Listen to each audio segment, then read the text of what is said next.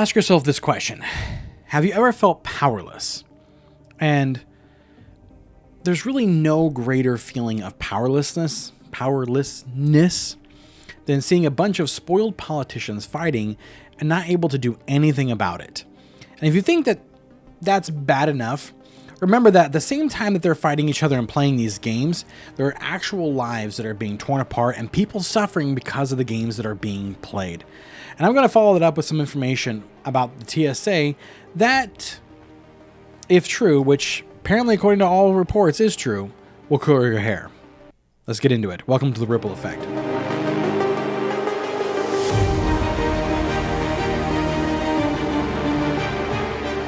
So the first thing off is that Congress has shut down the government again. And it's only getting worse and worse as the actual people on the ground that are actually shut down, because when they say the government shut down, they don't actually mean that Congress and all those people are shut down. No, they're getting their paycheck. They're getting everything that they, their monies.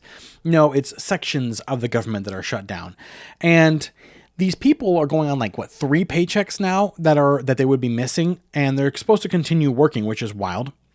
In some cases, like the TSA, I guess they're required to continue working. And you think, how is that even remotely fair that these people, and again, mind you, most people live paycheck to paycheck, are supposed to continue working, yet all these politicians are making all of their money. And the wildest part, too, is that they're told that they have to show up. It's law. And if they don't want to show up, they basically have to lie and say that they're sick or something and stay home. But ask yourself this question. We fought a war over what essentially was a 4 to 6% tax on a commodity, like a drink. Okay? Like as in the tea. 4 to 6%.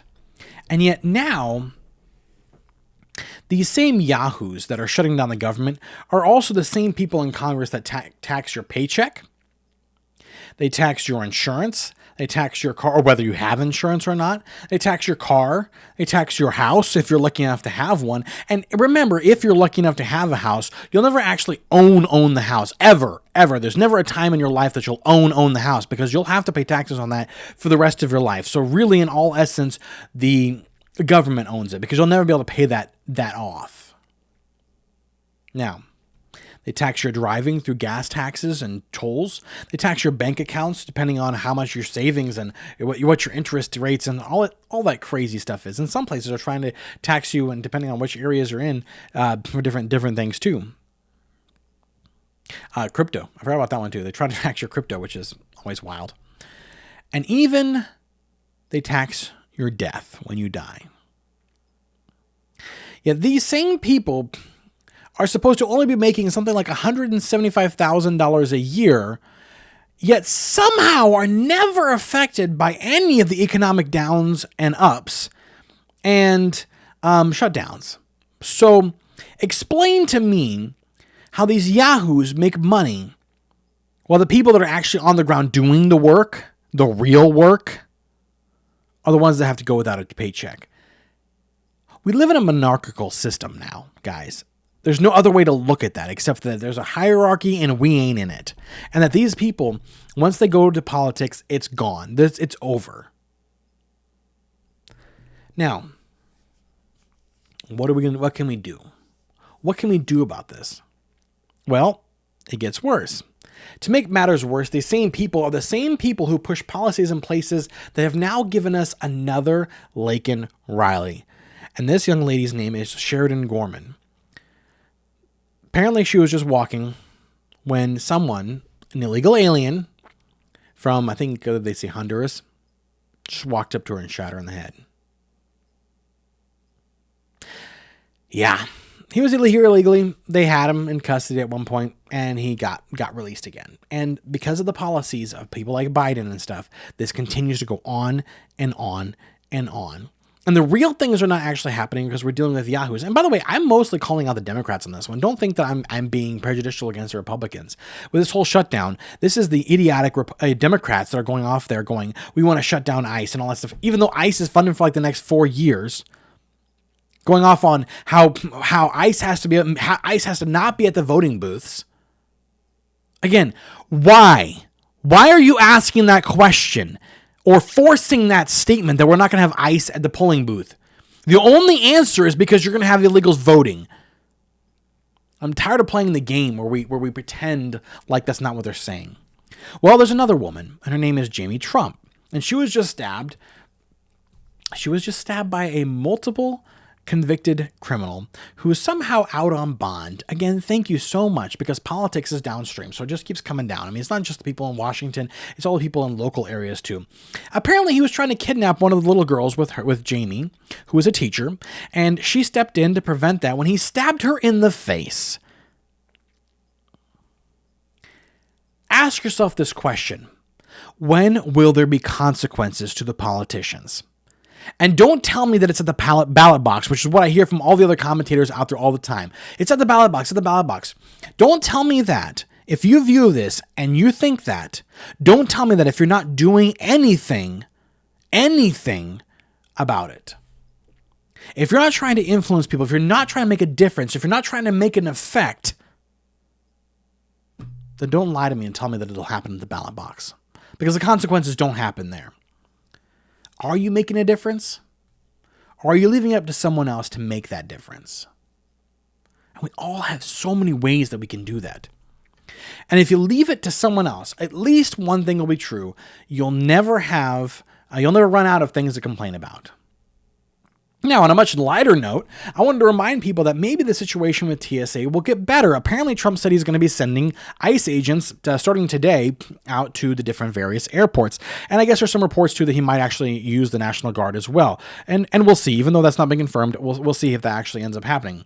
But what I want you to understand is what TSA is up against right now. And it's already bad enough with dealing with peoples and all that kind of stuff. TSA already has to deal with a bunch of garbage. But this is even worse. They apparently have, in some areas, 6-hour lines to get through TSA, meaning if you go in there, you may have to stand 3 hours in line. If your flight leaves at like 6 in the morning, you have to get there like 3, or the place opens at 3. You'd have to get there midnight and camp out in a line like it's like a release of, Halo 2 back in the day. I could date myself a little bit. But currently, they're seeing something like 6-hour lines in several airports, and they're facing more angry people and more difficult situations to deal with and security. And are we more safe now? Do we think that we're more safe? And if you wonder if something bad could happen out of this, then I want to take you back to what was discovered when an investigation was done into the efficacy of TSA. They did a trial run of seeing how many weapons they could sneak back past TSA.